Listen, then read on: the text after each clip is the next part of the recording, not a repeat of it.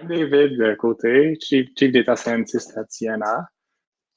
Just, if I introduce myself very briefly, like I was trained as a physicist, particle physicist before, right? So I came to this business a bit later. It's actually my second career. But yeah, I spent some good times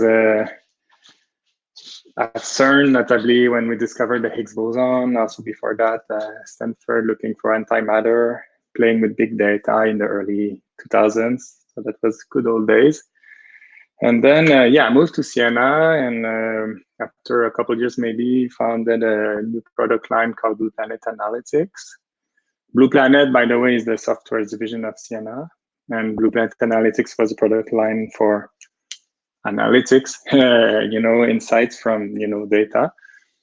And nowadays we have Blue Planet Analytics. We made an acquisition, and now it's called UAA, Unified Analytics and Assurance. And it's a great product, very sophisticated. So I recommend it. Now but for this talk, it will not be a commercial about Blue Planet. It's really deep dive into machine learning. You notice maybe the word superhuman in my title. That's not there's a reason why I use that word. So yeah, let me get into that. So first of all, Ciena, right? What is Ciena? I have just a couple of standard corporate slides. So Ciena is actually a fairly big company, a fairly good company too, but it's not that well known to the public because we don't sell to the public. We sell to TELUS and Rogers and Shaw and all the other network operators on the world. We also have we also sell to Google, Amazon, Facebook, and likes to build massive private networks. So yeah, if the telecom, I don't know the audience if you're familiar with machine learning more or with telecom more, but for those who are not familiar with telecom too much, if you think of the road network, right, from your house to a small street and then to a bigger boulevard across the city and then the highways, intercities, and so on. So if there's equivalent for telecom network, we are the ones that we build the highways, basically. So the big high-end equipment that can transport massive traffic. So, but it doesn't reach your house. So that's why maybe you I don't know if you may not have heard about Ciena. But yeah, that's what we do. We do what we call networking equipment and also software and services. And our vision, still, this is the corporate slide, is not my slide, but I resonate with it, I have to say. So we have this vision of the adaptive network. And in the adaptive network, there are just 3 icons, if you notice, and one of them is AI. And so it's a very key technology, and it's a very good place to be, actually, for a software engineer. Yeah, so, we build this, I mentioned it, like optical networking equipment. But a nice thing is the equipment is programmable. It exposes APIs, and we have a whole suite of software that can remotely control the telecom network.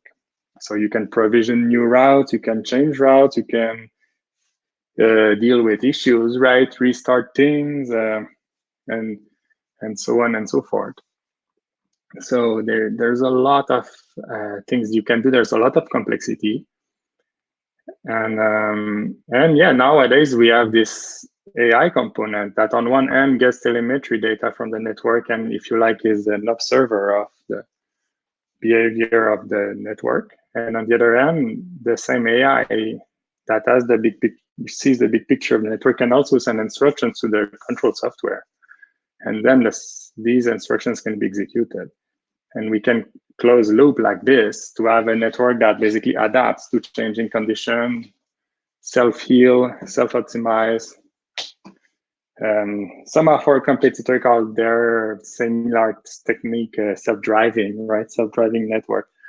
So yeah, this is not completely all implemented yet, but it's certainly feasible, and it will happen eventually. So we're developing this. Now, this is the networking, piece. Now from the AI piece. So AI, as you all know, has been very successful in a number of areas, and we believe many people believe it will become used. It will become used nearly everywhere, really. But it is not, and telecom, it was not one of the first areas where AI got success. So in that sense, we develop it more from the beginning. So that's interesting.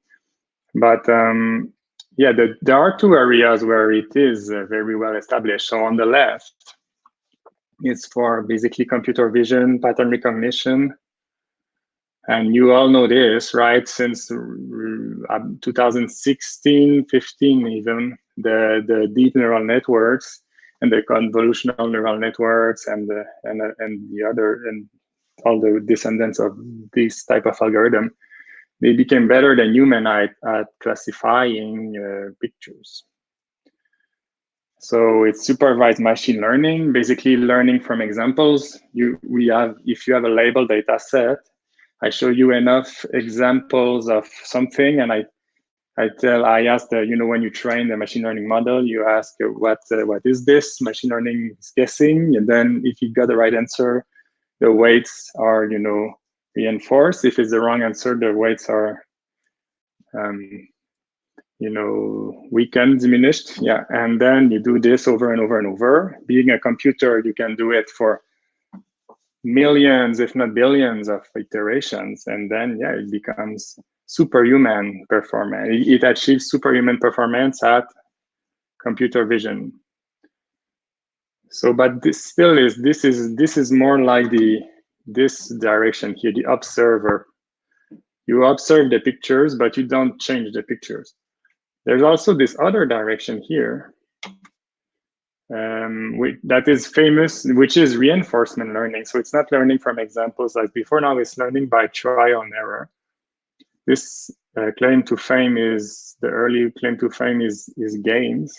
I think you probably all heard about AlphaGo and AlphaGo Zero, which is a very impressive achievement, right? You have two computers playing against each other, the game of Go.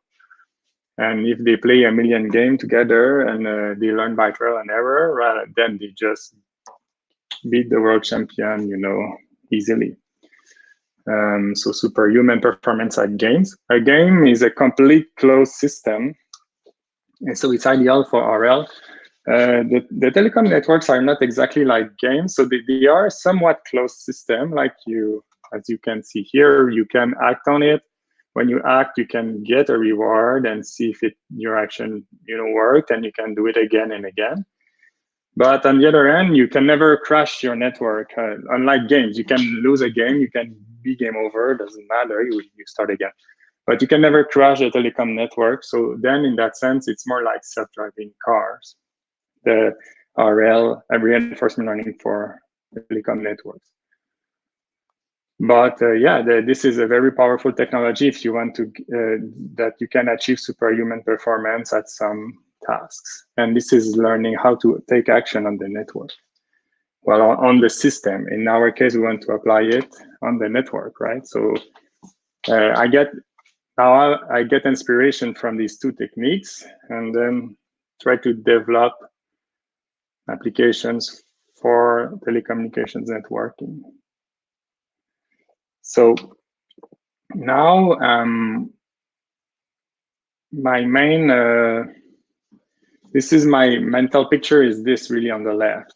So my customers are the network operators, as I mentioned. And so that's what I'm, this is here a cartoon for network operator. So this guy here, or this person, and it's not just one person, there's a NOC stands for Network Operation Centers, and you have many people like this sitting in a big room with computer screens.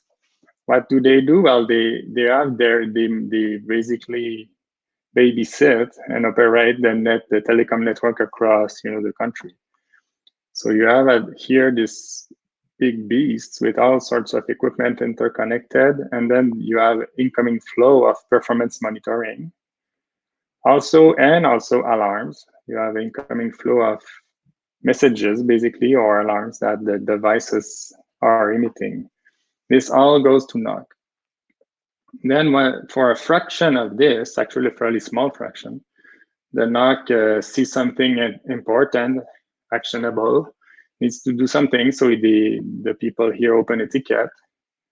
And then what do? They take remedial action. They do some, they log into some of the network element and, execute some commands, change something to address the problem. And then the problem is gone. The alarm is cleared. So, yeah, now what we want to do is basically assist NOC to do their job better, stronger, faster, better, to quote Daft Punk. And for this, for machine, but so the AI here, the basically the raw features that we use are these alarms and performance monitoring here. And the labels are the tickets and the remedial action. So this is what we want to learn. So here I put, there's a kind of a little journey of AI applications for telecom, right? So the first step is already done, is just give these guys visibility. If all the data from all the network elements, put it at their fingertips. What is that? How is this or that card in this shelf? Is it behaving? We can all know it manually, but still from the computer very effectively. But yeah, then for the next two steps, this is about machine learning. We can make diagnostics for issues. We can forecast things before they occur. But also something very simple that we already do in the production is among this flow of incoming alarms, which ones they can be ignored, which ones are, and versus which ones are actionable. So because they only need to see the actionable alarms, the others can be ignored. So they don't need to see. So, and how do we train a machine learning to classify actionable alarms? Well, the actionable alarms are the ones that they took an action when they saw it in the past, right? So this is the label, this is the input feature. And now if we have a model for classifying and identifying actionable alarms, then the immediate next step is, okay, great. Now, what is the action they took? And then, so we can learn what actions are executed in which context, typically by the NOC. And then help them, because this is a team of people, you have, first layer, second layer, third layer. So maybe the first row of, so yeah, collectively, there is somebody in there that knows what to do, but here the computer, the software can actually recommend to everybody, we think for this issue, the remediation action is XYZ. Right, so I took a lot of time on this slide, but I will do a bit faster now. Just one last thing is that every slide I put at the bottom some papers that, for example, this little cartoon here is in the second paper and so on. So this is for reference, because some of so we do quite a bit of research with either of our own or with universities, and yeah, some of them is published, some of it is published. All right, so yeah, just the first use case when we say show only, so what is the AI application to telecom, right? So I mentioned highlight actionable alarms. I explained already how it works. So here, just to show some result from a network in production. And what's interesting here is you see the number of devices. You have, in this one, I think close to 90 different network equipment types. So nobody has expertise about all these different equipments. No single person. Collectively, again, the NOC has, but no a single individual. And if you look at the severity that these devices report, you see, the higher, the more severe it is according to the device.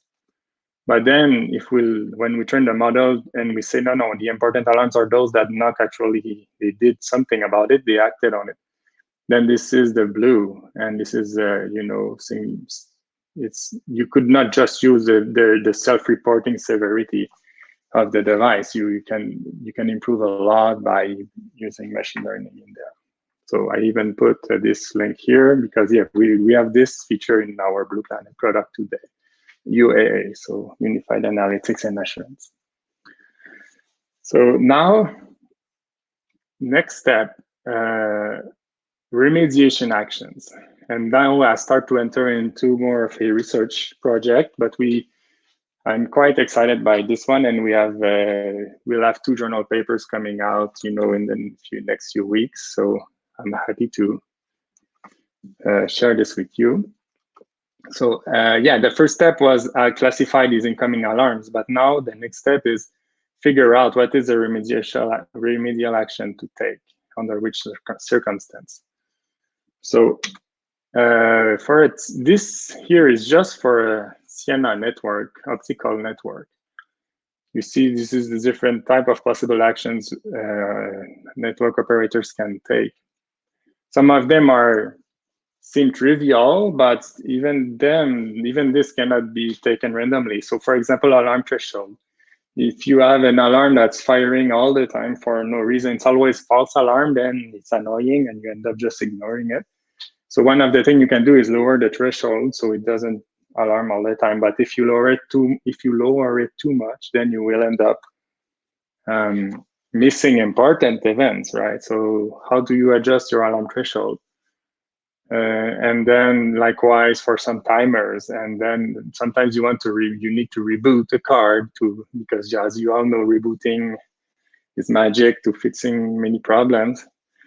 Sometimes it's a fiber issue and this and that. And so this is just for Ciena optical network, which is here in this graph here would correspond to just one type of equipment, or maybe say 4 or 5. But we want to solve this for the multi-vendor network, especially in the Blue Planet division, where our scope is not just Ciena equipment. So now this is, so how can we do this? Well, I think we have compelling proof that it's doable in the lab. And here I want to give a little bravo to Ottawa University and especially Professor Shervin Mohammadis, and he has 4 great graduate students, and I work with them for a full year, and it was they did a good job. And so this is what we did. We learn to prove that we can use AI to learn about remediation actions and actually even do closed loop automation. So once you're confident about your recommendations here, you can just execute them automatically. And just basically, the NOC has just less work to do. So we have a network. So what we did is in our lab in Ottawa, we set up a small toy network with 5 IP routers. And then we have these end users here who are basically, you can think of people watching videos, these are video players, and they watch content that's hosted here. So it's like people watching Netflix or people watching CNN.com or CBC, I guess, Radio Canada, whatever. Yeah. So the content also and transferring files, FTP. So then the files are the content is here. The end users are there.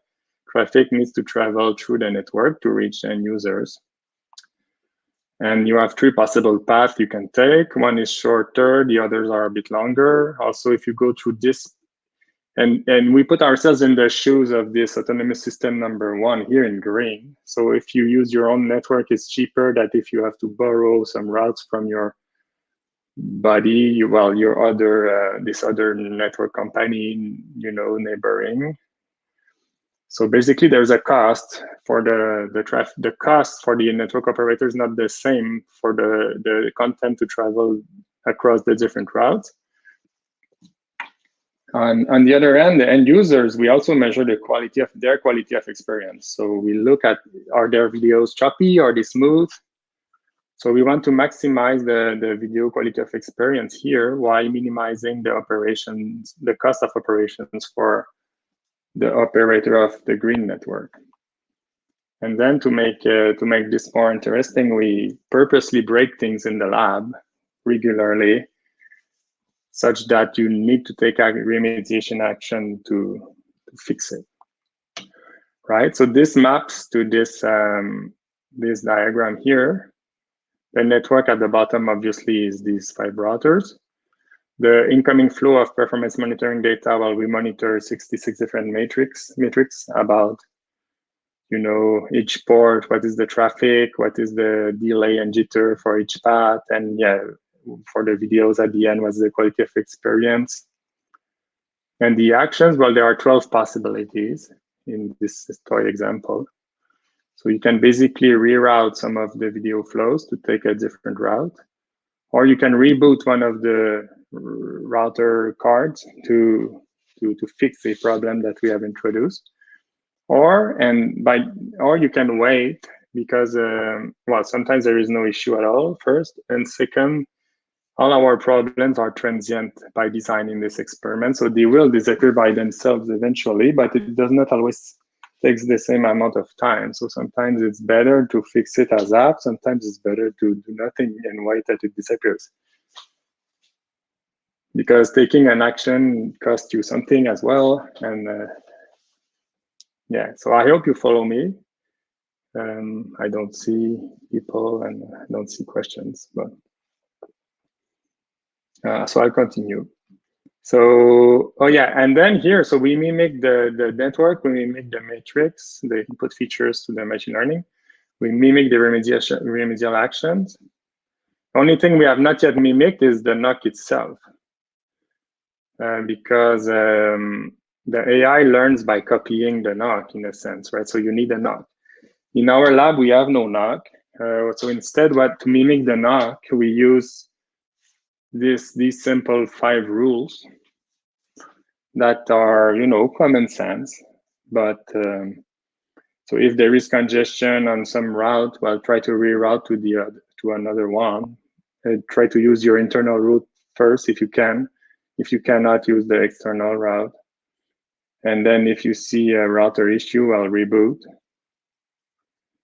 And that's or do nothing, right? That's based, common sense rule of thumb. So now, are these specific routes completely optimal for this network?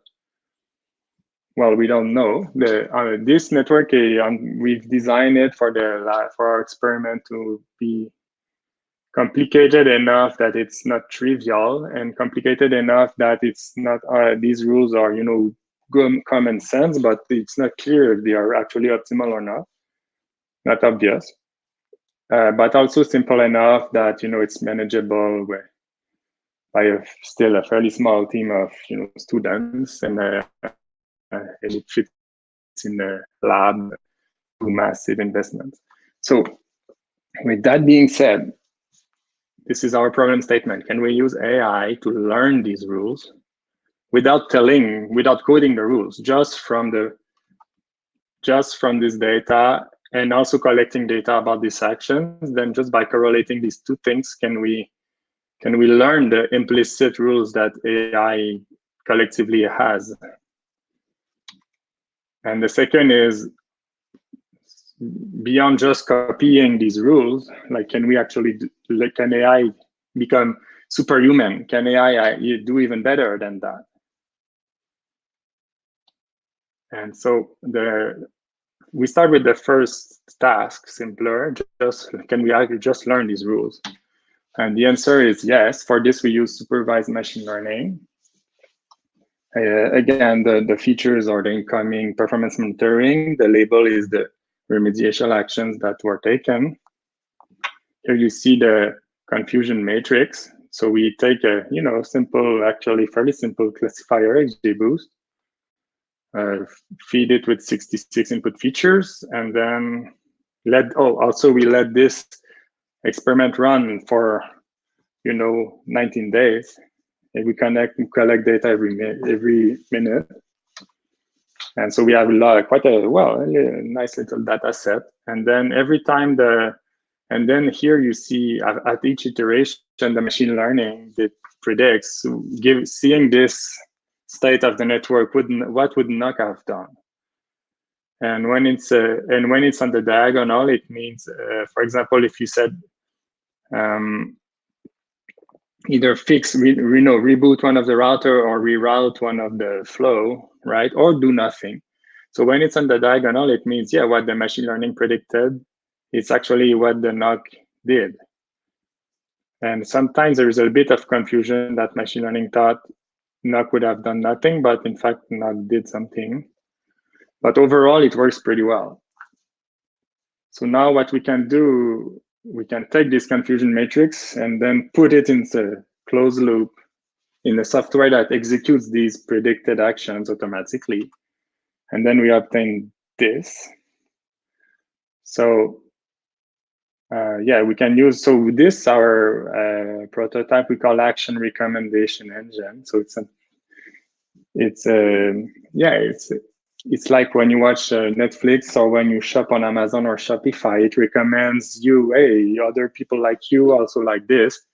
So here we use the same concept. We say, in this situation, your NOC fellows usually take this action. So you see first in black, you see if you actually have no NOC at all, because I mentioned the problems are transient, they will eventually disappear. So if you just let the network, run by itself with no NOC at all, you get the green curve. So you see on the x-axis here is time. And on the y-axis, this is our figure of merit that we want to maximize. So it's for all the end users, the global quality of experience from all the video players, but minus, I said really funny, I didn't take my latest slide. This should be minus OPEX. So minus the cost of operating the network. So we want to minimize the network operation cost and maximize the end user's quality of experience, but it's a trade-off between the two. So if you do nothing, you get the green curve. If you have your expert rules that I mentioned, the 5 ones that are common sense, you get this blue curve. So it's much better than the black. And if you take instead, you take these predicted actions and you execute them automatically, you get the green curve, which follows the blue curve very closely. So it shows that, you can automate network operations and you can learn the NOC, implicit rules from data with supervised machine learning. But now so now that's great. Now everybody knows, it's the NOC operations, they are good, but they are not necessarily optimal, especially for the hugely complicated real world networks. So can we now improve over this? And the answer is yes, we can. So we also have another algorithm using now reinforcement learning. So the one like AlphaGo. So here we use cumulative QoE minus OPEX as the reward. If you're familiar with RL, there is the state. Network state was still the same. Network state is this basically, and then the actions can be taken are these 12. But then when the actions are taken, we collect a reward, and the reward is this QoE minus OPEX. So by doing enough iterations, right, we learn to maximize QoE over minus OPEX. So after pre-training offline, now we deploy online the RL agent in blue compared to the NOC mimic NOC, right? These 5 rules in orange. And now you see that while before we were copying NOC, now we actually do better than NOC. So yes, supervised machine learning could copy NOC actions, but reinforcement learning also evaluates their effectiveness and can discover new rules and can do better than the NOC. In principle, at least, but also now we show this with a small but still real network in our lab. So it's a superhuman performance for network operation, telecom network operations. I don't know if it might be the first time this is achieved. I don't know. It's, of course, superhuman was already established in other domains like Go, like games, but now we do it with telecom networks. And yeah, if I just zoom on the first few steps here, right, just to give you some intuition, and I'm almost done, by the way, just to give some intuitions, like beyond just this QoE minus OPEX, like, so I claim it works better, but you know, let's look at the more raw metrics, raw inputs to see. So you will see, actually, we with RL, when we let the RL ARE run the network, the toy network in the lab, we get better video QoE for the end users, and we also even get more stable operations. So if I start with the stable operations, right, you see here on this is time, the first 200 steps. And here y-axis is what actions were taken. So, you know, reroute or reboot some of the, here it's phrased like links. Yeah, it's actually the receiver port that's rebooted or the transmitter, but never mind. So, but bottom line is, you see on the top is when we just apply these 5 rules. And at the bottom is when we let the RL agent run the network, and you see it's taking less actions, less frequently. Because in the reward function, we want to minimize OPEX, and each time you take an action, it costs you something. So it learns to be, it basically achieves more stable network operations, which is good. And yeah, now if we talk about the video quality of experience, and same thing on the top is when we execute the expert rules. At the bottom is when we have the RL agent run the network. And you see, this is as the videos flow from different paths. And here, this is the buffer size. So, you know, when you watch a video, you have this buffer, how much video was pre-downloaded. In a sense, the higher the better. If you have more buffering, it gives you better QoE. But if you have too much buffer, it's kind of wasteful. You don't need that much either from a network operator point of view. But so you see at the top is basically compared to bottom, right? Bottom is much more stable, top is more chaotic. And also sometimes, like here, you see that some of the users were suffering. They had buffering events, they had poor QoE. Whereas this very rarely happen with RL. So it's better QoE for the end users. So that's it, right? In summary, artificial intelligence is instrumental technology for the adaptive network. And we have applications like in Blue Planet UAA, we have already some AI applications in production, notably to classify the alarms as actionable or not actionable. And we're working on several others. Because yes, Ciena is at the cutting edge of AI research in the domain of telecommunication networks. And we have fruitful collaboration with Canadian universities, notably. You might have noticed if you look at the bottom of each slide, they are from, and I also have backup slides that I will not show, but yeah, we have results with ATS University, results with Concordia University, results with Ottawa University. Yeah, so we have stuff in production, we do research, and one exciting recent results from research is we have this action recommendation engine prototype that has demonstrated the feasibility of superhuman network operations. So far only in the lab, so don't get me wrong, it will still take a couple of years before we can have this run real networks in production.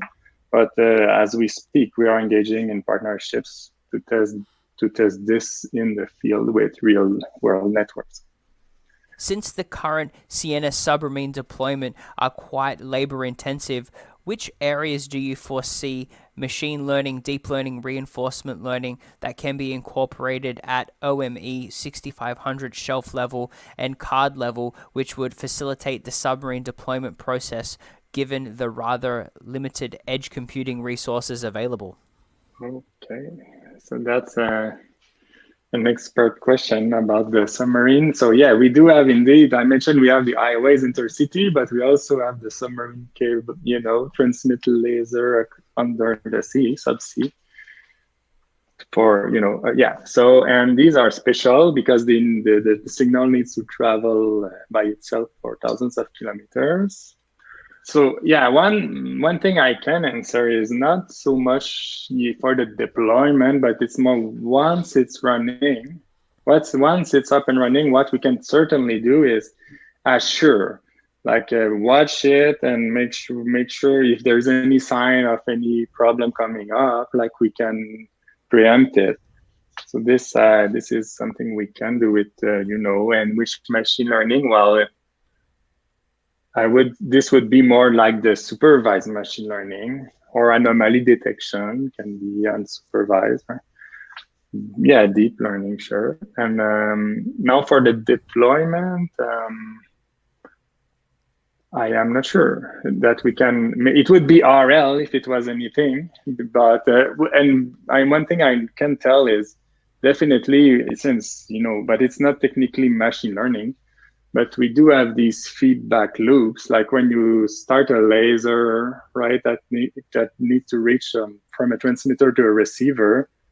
They do some ping pong initially to say, hey, give me more power, go not that much, give me less, and adjust, the focus of things. And so, oh yeah, I receive you loud and clear, right? So this is done through a feedback loop, but even since 10 years or 15 years, but it's more, so it's not.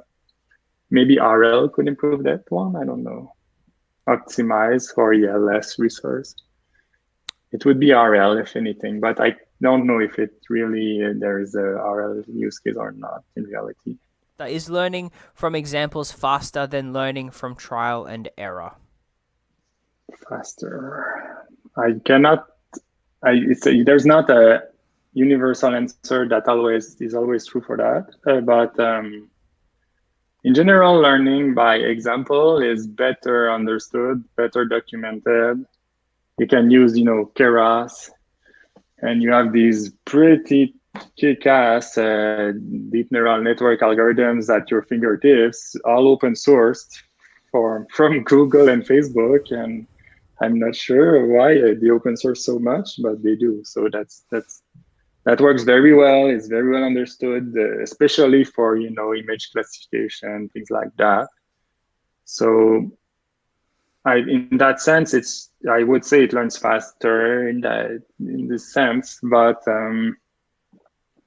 whereas with RL, with RL, it's a heuristic. The key is your reward function, right? So if you have your reward function is a heuristic where you encode what you're trying to achieve, and if you have a good reward function or a less good, you can learn faster or slower. And this is less standardized, less well understood. So maybe you can be less straight to the point initially. No, and of course it depends on your algorithm, right? So again, with the supervised learning, I think the algorithms are by now it's still improving, but there are some very good algorithms, very well understood. You skip ahead some of the layers, you backpropagate, blah blah blah, through years and years of research. RL is, I think, is improving at the moment, is less established. So again, maybe. Yeah, I would say slower in that sense. But yeah, you have these algorithms now. For instance, in our example, we use actor critics, which is a good proven algorithm. And yeah,